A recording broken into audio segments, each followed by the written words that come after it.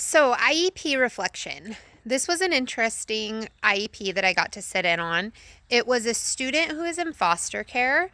The IEP team consisted of the school psychologist, director of special education, counselor, general ed teacher, special education teacher, and mom and dad, foster mom and dad.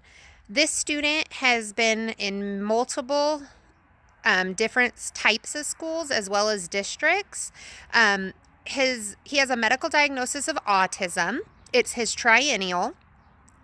He was actually qualified through a different district as emotional disturbed as his primary, with autism as his secondary.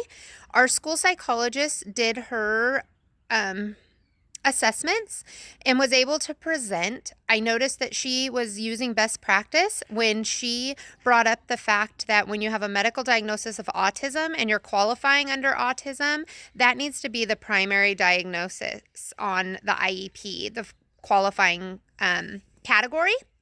And then you can have a secondary as ED, but ED should not be the primary, autism should. And I loved hearing her explain this to everybody and the team debating back and forward on what that looked like and if services would be any different. And in the end, they switched and ended up following best practice, and autism was the primary with a secondary and emotional disturbance. Throughout this process, I learned that the counselor has a great deal of communication with the general ed, special ed, and school psychologists throughout the school year. This was not their first time meeting one another or talking. They had been talking about this student and his progress and growth, as well as interviewing with teacher and parents. I did think it was sad when the school psychologists presented the information. The foster family did not complete any of the assessment that was asked by the school psychologist to be completed. They just never turned it in. She had documented 8 accounts trying to get them to do that, papers, come in, do them with her. They kept saying they would do it and they just never did. So the report ended up going based off of file review as well as classroom teachers' input. But overall, the parents were very supportive and understanding of the process. I really liked that they took into account strengths and concerns of the parent as well as the team members. And in the end, everyone seemed to be on the same page of how best to support this student. He's had a great deal of growth, which I got to hear about. He was in a non-public therapeutic school where they use animal therapy in the school setting.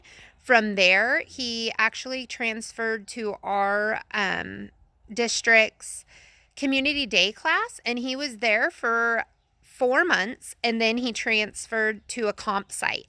Now that he's on the comp site, he's doing really well. He's making progress, and he met all his goals at his IEP, which was awesome to see. The school psychologist ran this entire IEP, and she had bullet points that she really wanted to address. She listened to everybody, but she also gave great insight onto where this student is at, where he could be going, considering he's in 8th grade and going to be transitioning to the high school next year. So all in all, it was a really great experience, and I loved seeing the use of a school psychologist to run a meeting as well as to be able to present best practices in what is legal and what we need to be following to support students at every level. It was a wonderful experience.